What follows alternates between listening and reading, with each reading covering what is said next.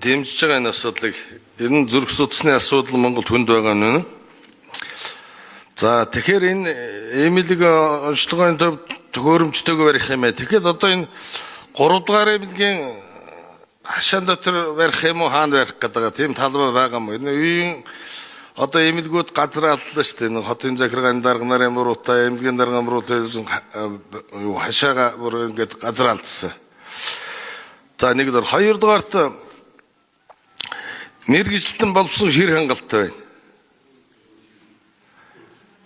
Одоо гадаадд заавал сурах шаардлагатай байгаа. Хэдэн жилийн өмнө ганц 2 хүн байсан, одоо хэдэн хүн сургасан. За 3 дугаарт одоо яг тоног төхөөрөмжөд одоо яг цудсан доторх миссаас нөгөө талаар зүрхний олдмол хавсарсан том гажигуд байж байна. Энийг ийдэг эмчнэр хэр байна ер нь сургасан уу? Цаашдаа сурах юм уу? Эрүүл мэндийн сайд энэ дэр төсөв тавьж байна уу? Одоо энэ ашиглалтанд ороход мэргэжилтэнгүүд нь бас бэлэн байх ёстой. Энэ тал дээр хэр анхаарч ажиллаж байна. За нөгөө талаар яг 3 дугаар эмнэлэг бол энэ 365 хоног гэхэд тасралтгүй ажиллаж байгаа шүү. 3 дугаар эмнэлгийн тархины судасны миссааслын зүрхний судасны миссааслын бол тасралтгүй ажилладаг. Би оройд ингээд яваад эмнэлгүүдээр явдаг гэрээсээ энгийн уцтайгаа. Баян гачаалтаа аймаг болгоноос одоо ингээд зүрхний шигдээстэй улсууд ирж байна. Харвалтай улсууд ирж байна. Тэднийг машинаар хот руу зөөж байна. Тэгэхээр энэ аймаг болгонд бас сайжлаад энэ ангиографийн тасаг нэгэд одоо ангиогийн шинжилгээ хийдэг болмоор юм. Энэ талаар эрүүл мэндийн сайдын цаашдаа баримтлах бодлого байна уу? Тэгэхгүй бол одоо хичнээн юм бариач гэсэн хотын тэр 3 дугаар эмнэлгийн ачаал нь багасахгүй. Энэ талаар анхаарч байгаа асуудал байна уу?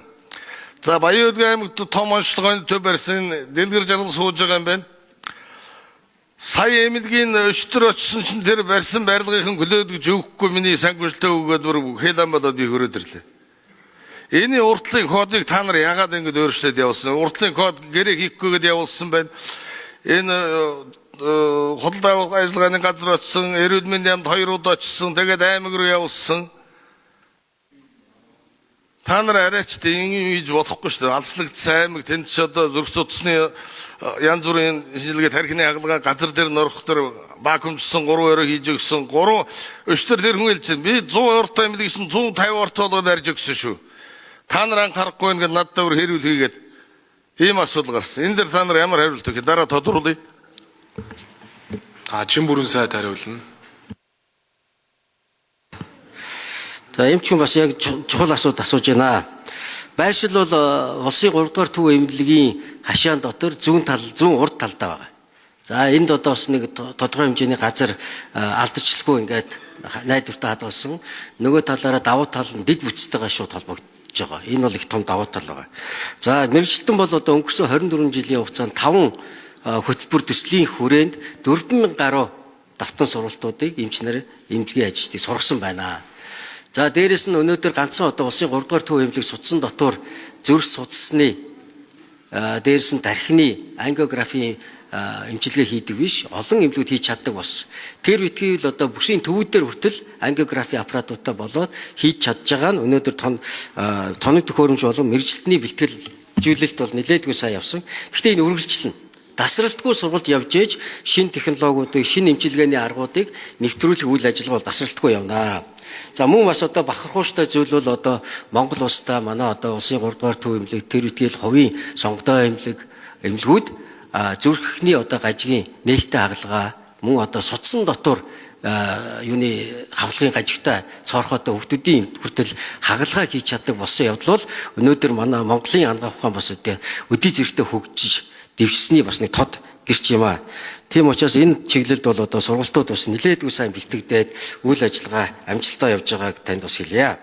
За юутай Баян-Улгийн аймгийн одоо шинэ эмнэлэг баригдсан. За та бүхэн их хурлын гишүүд бас төсөв дээр ажлын одоо нэмэгдэл цалин энэ төр суулгахдаа шинэ төсөлд гээд тавьчихсан л одоо бидний одоо шийдэж чадахгүй болсон хамгийн том одоо гацаа байлаа.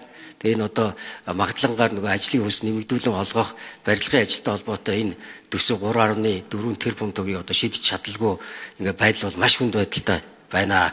Шинэ төсөл болохоор үндсэн төсвийнхаа 15%-ээс дээшгүй тохиолдолд одоо нэмэлтээр гэрээ хийж болдог. Тэгтэл энэ нь одоо шин төсөлгөө тавьсан учраас тэгээд дээрэс нь анхны үндсэн гэрээний төслийн 15%-аас хэтэрчээд байгаа учраас энэ төсвийн тухай хуулиараа тендерийн худалдаа хууль ажиллагааны хуулиараа бид одоо энийг олгож чадахгүй байдалд хүрээд энээсээ гарц судлаа одоо олдохгүй маш хүнд байдалд орсон. Үүнтэй холбоотой барилга барьсан компани комисс хүлээлгэж өгөхгүй. Уг нь бол өчигдөр хүлээлгэж өгч чинь гэж бид бас харж байсан.